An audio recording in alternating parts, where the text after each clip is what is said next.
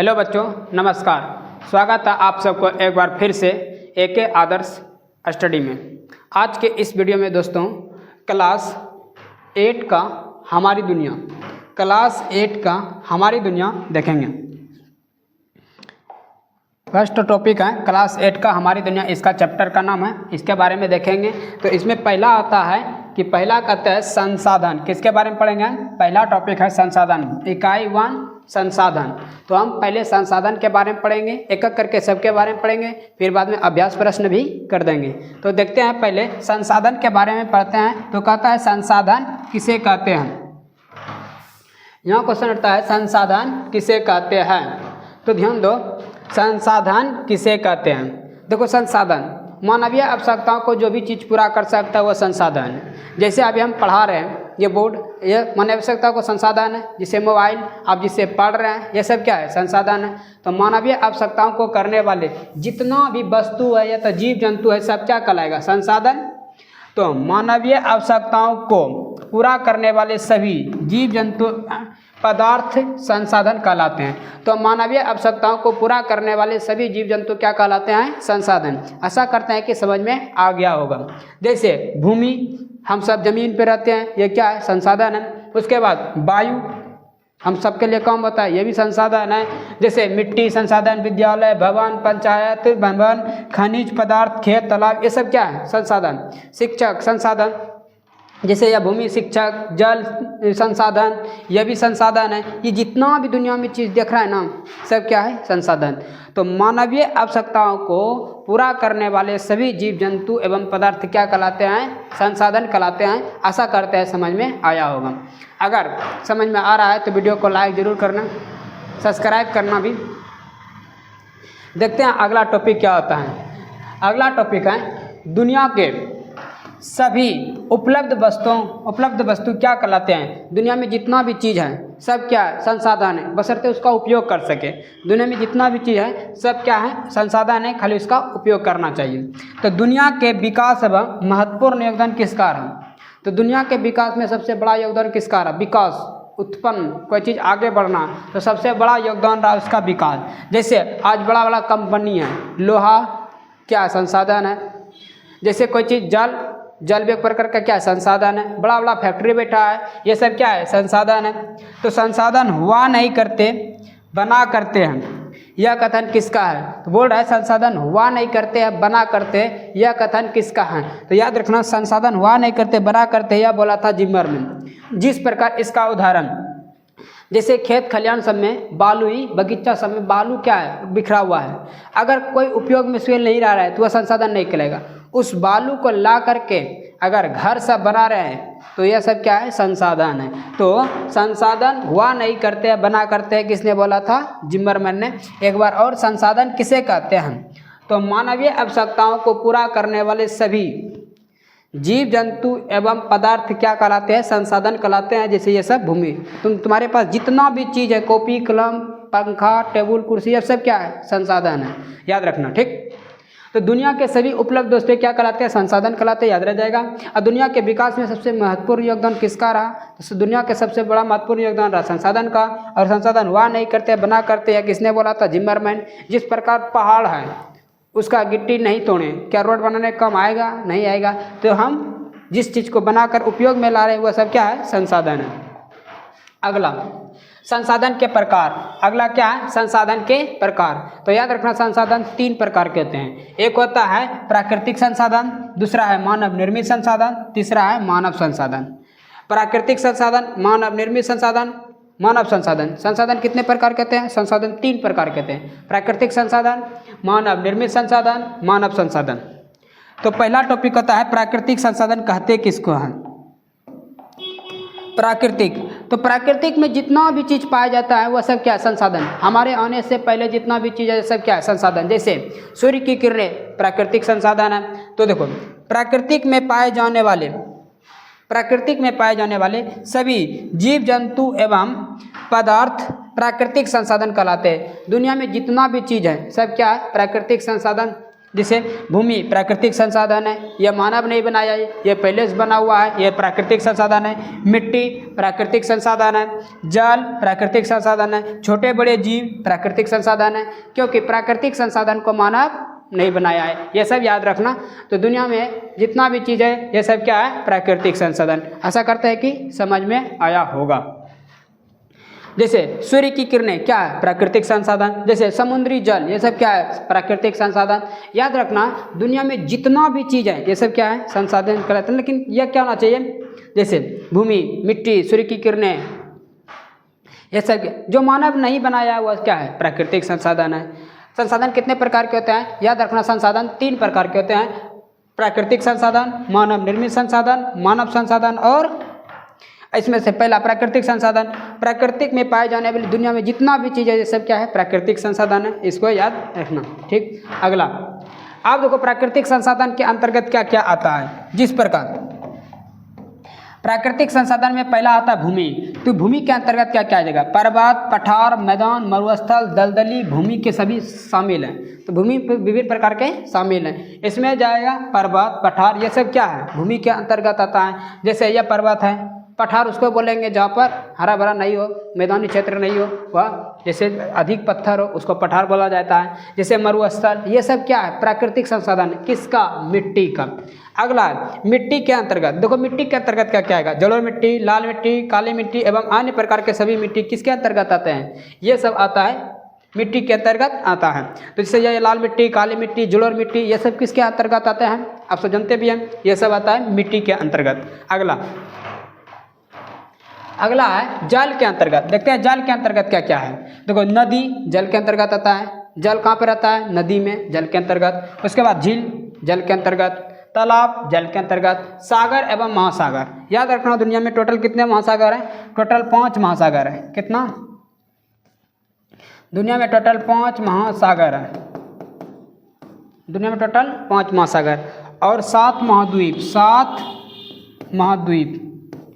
7 महाद्वीप हैं दुनिया में, टोटल 7 महाद्वीप। तो साधन कितने प्रकार के होते हैं? संसाधन 3 प्रकार के होते हैं। प्राकृतिक संसाधन, मानव निर्मित संसाधन, मानव संसाधन।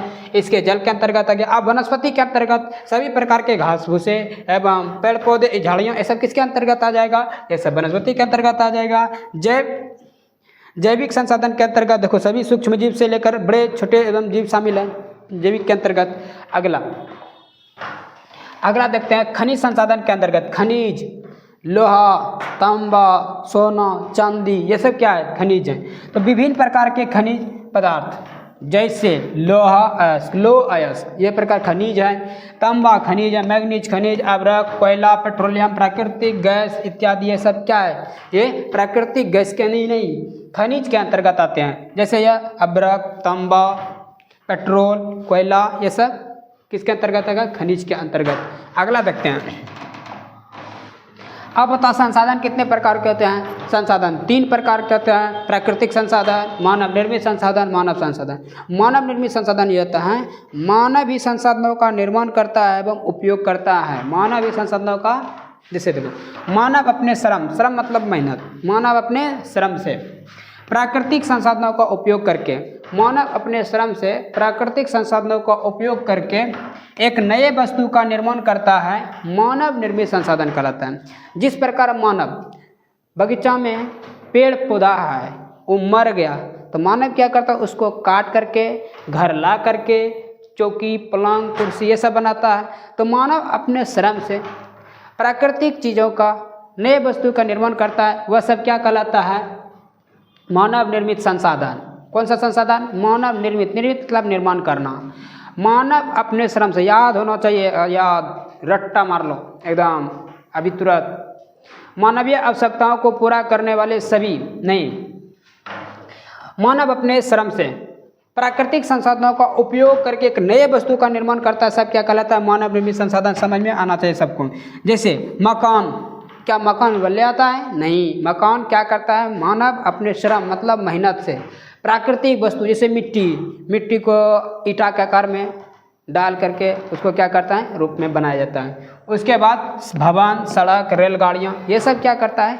ये सब मानव प्राकृतिक वस्तुओं का उपयोग करके नए वस्तु का निर्माण करता है, सब क्या कहलाता है? मानव निर्मित संसाधन। रेलगाड़ियाँ, हवाई जहाज, रोड, ये सब क्या है? मानव निर्मित संसाधन। आशा करते हैं मानव निर्मित संसाधन समझ में आया होगा।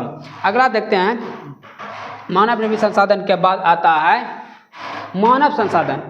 मानव संसाधन वो आता है जो मानव ही संसाधनों का उपयोग करता है और मानव ही उसका निर्माण करता है। जैसे मानव ही संसाधनों का खोज के करता है। बता, संसाधन का खोज कौन करेगा? जानवर कि मानव?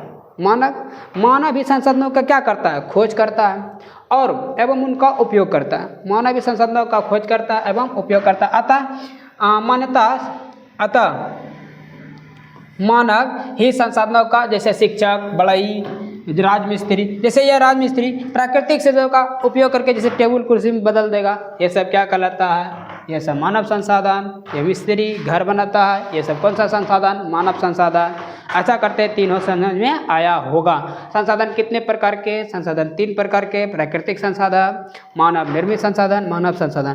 प्राकृतिक में पाए जाने वाले जितना भी चीज़ होता है प्राकृतिक संसाधन, जैसे सूर्य की किरणें, जल, भूमि, ये सब क्या? प्राकृतिक संसाधन। मानव ही संसाधनों का उपयोग करता है एवं मानव अपने श्रम से प्राकृतिक चीज़ों का उपयोग करके नए वस्तु का निर्माण करता है, मानव निर्मित संसाधन कहलाता है। उसके बाद मानव संसाधन, मानव ही संसाधनों का खोज करता है एवं निर्माण करता है एवं उपयोग करके बनाता है। अगला आता है प्राकृतिक संसाधन कितने प्रकार के?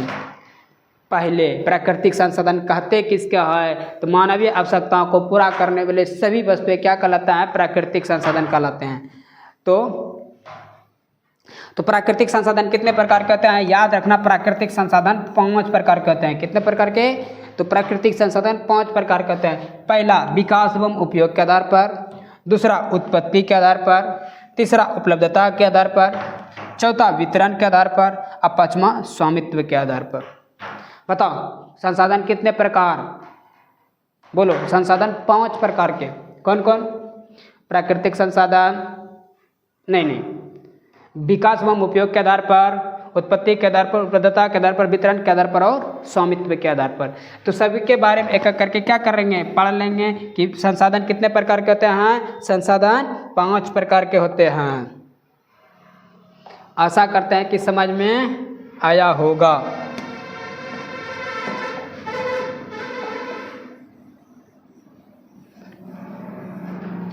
हम पहला पढ़ेंगे विकास एवं उपयोग के आधार पर। विकास एवं उपयोग के आधार पर तो देखते हैं विकास एवं उपयोग के आधार पर। तो पहला आता है विकास एवं उपयोग के दृष्टि से। तो विकास एवं उपयोग की दृष्टि से संसाधन जो है ना 2 प्रकार के होते हैं। विकास एवं उपयोग की दृष्टि पर संसाधन कितने प्रकार के? विकास एवं उपयोग की दृष्टि से संसाधन 2 प्रकार के। बोलो कितने प्रकार के? 2 प्रकार के। पहला वास्तविक संसाधन। पहला कौन सा संसाधन? वास्तविक संसाधन। दूसरा संभावित संसाधन। संसाधन विकास के आधार पर संसाधन कितने प्रकार? 2 प्रकार। पहला क्या है? वास्तविक संसाधन। दूसरा क्या है? संभावित संसाधन। उसके बाद पहला पढ़ लेंगे वास्तविक संसाधन।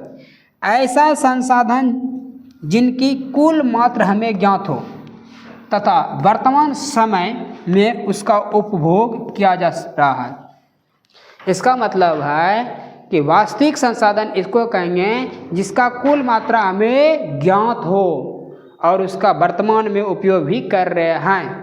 जिस प्रकार अभी जैसे एक जगह स्थिर होना चाहिए, एक जगह हमको पता होना चाहिए मेरे घर में इतना अनाज है, हम उससे खा रहे हैं और वह घट भी रहा है, वही कौन सा संसाधन कहेगा? वास्तविक संसाधन। यानी ऐसा संसाधन जिसकी कुल मात्रा हमें ज्ञात हो और वर्तमान समय इसका उपयोग भी हो रहा हो, कौन सा संसाधन कहलाएगा? बताओ जल्दी। ये कहलाएगा वास्तविक संसाधन। जैसे झारखंड का कोयला, पता है झारखंड में इतना कोयला है और अभी उसका उपयोग कर रहे हैं वर्तमान में, तो हमें कुल मात्रा ज्ञात था कितना कोयला है और उसका उपयोग अभी कर रहे हैं। अभ्रक, मध्य प्रदेश का मैग्नीज, मध्य प्रदेश में मैग्नीज भी है जिसका उपयोग हम क्या कर रहे हैं? अगला राजस्थान का तांबा। ये सब पता है कि नहीं इतना है और उसका उपयोग हम अभी कर रहे हैं। तो बताओ जिसकी कुल मात्रा हमें मालूम हो और वर्तमान समय में उसको उपयोग कर रहे हैं तो उसको कौन सा संसाधन कहेंगे? वास्तविक संसाधन। उसी तरह संभावित संसाधन, ऐसा संसाधन जिसकी कुल मात्रा हमें ज्ञात नहीं हो और वर्तमान समय इसका उपयोग भी नहीं कर पा रहे हैं, लेकिन भविष्य में इसका उपयोग कर सकते हैं, उसी को कहेंगे कौन सा संसाधन? संभाव्य संसाधन। देखो, विकास एवं उपयोग की दृष्टि से पहला क्या था? वास्तविक संसाधन, उसको पता समझ गए। अब इसका जो आंसर होता है, देखो, ऐसा संसाधन जिसकी कुल मात्रा हमें ज्ञात नहीं हो, ऐसा संसाधन जिसकी कुल मात्रा हमें ज्ञात नहीं हो तथा वर्तमान समय में अभी इसका उपयोग भी नहीं हो रहा, जिसका कुल मात्रा में मालूम है नहीं तो इसका उपयोग कैसे होगा? नहीं हो रहा, लेकिन भविष्य में इसका उपभोग के रूप में करने की संभावना हो सकती है। जैसे केरल का थोरियम जो है ना, पता नहीं कितना है, लेकिन भविष्य में इसका उपयोग हम कर सकते हैं। लद्दाख का यूरेनियम, ये सब कौन सा संसाधन? संभाव्य संसाधन, इसकी कुल मात्रा में मालूम ही नहीं है और वर्तमान समय में इसका उपयोग भी नहीं कर पा रहे हैं, उसी का कौन सा संसाधन कहेंगे? जैसे यह हो गया, ये सब कौन सा संसाधन? संभाव्य संसाधन। तो संसाधन कितने प्रकार के थे? 3 प्रकार के। प्राकृतिक संसाधन 5 प्रकार के। पहला क्या था? विकास एवं उपयोग के आधार पर। हम विकास एवं उपयोग के आधार पर पढ़ लिए 2 प्रकार के। कौन कौन? वास्तविक संसाधन, संभाव्य संसाधन। वास्तविक संसाधन भी पढ़ लिए। अगर समझ में आ रहा है तो वीडियो को लाइक जरूर करना, नहीं तो चला जाना। अगला ये भी पढ़ लिए, ये भी समझ में आ गया। अगला नोट में देखो, नोट में क्या कहता है इसको समझना। वर्षों पहले सूर्य की गर्मी, जो सूर्य से किरण निकलती हैं, समुद्र की लहरें, हवा, पवन तथा भूमि के अंदर व्यक्त ताप एवं संभावित संसाधन के उदाहरण थे। पहले के ज़माने में ये संभावित संसाधन का उदाहरण थे। पहले मनुष्य नहीं जानता था कि सूर्य किरण से हम बिजली उत्पन्न कर सकते हैं, हाँ, सौर प्लेट लगा करके, पता नहीं था। लेकिन अब इसका उपयोग में ला रहा है, परंतु अब आज भारत के लिए ये सभी वास्तविक संसाधन बन गए हैं। जैसे पवन, पता नहीं चलता कितना की है, लेकिन आज इसका उपयोग भी हो रहा है। आशा करते हैं कि समझ में आ रहा होगा। अगला दूसरा क्वेश्चन है, उत्पत्ति के आधार पर वास्तविक प्राकृतिक संसाधन 5 प्रकार के। उसमें पहला प्रकार पढ़ लिए, इसमें दूसरा प्रकार है उत्पत्ति के आधार पर। उत्पत्ति के आधार पर 2 प्रकार के होते हैं, जैव और जैव। जैव के अंतर्गत आता जाएगा सजीव। सभी सजीव संसाधन जैव संसाधन कहलाते हैं। सजीव मतलब जिसमें जीवन हो। सजीव का मतलब क्या होता है? सजीव का मतलब होता है जिसमें जीवन हो, जिसमें क्या हो? जीवन हो। सजीव का मतलब क्या होता है? जिसमें जीवन हो, जिसमें चल सके, एक स्थल से दूसरे स्थान तक जा सके, बोल सके, किसी से बात कर सके, वो सब क्या है? जीवन है। लेकिन मरा हुआ है, निर्जीव है। दूसरे पेड़ पौधा, जंगल, जीव जंतु, ये सब क्या है? तो सभी सजीव संसाधन क्या कहलाते हैं? जैव संसाधन। और सजीव निर्जीव संसाधन क्या कहलाएंगे? अजैव संसाधन। दोनों परिभाषा याद हो गया होगा। आशा करते हैं कि उत्पत्ति के आधार पर संसाधन समझ में आ गया होगा।